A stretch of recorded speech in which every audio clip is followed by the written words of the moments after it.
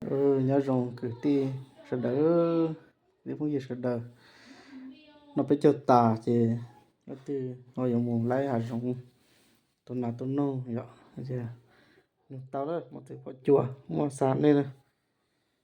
một thứ cho mình có chua nó thì mua sẵn này sợ đỡ nữa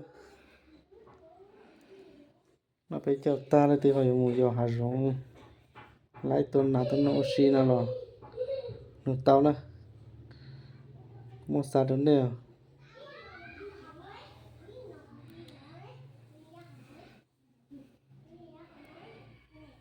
cái cặp nó chỉ nếu mua li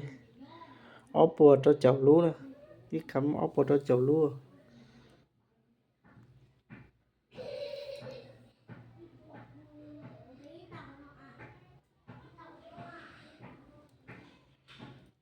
ngon rồi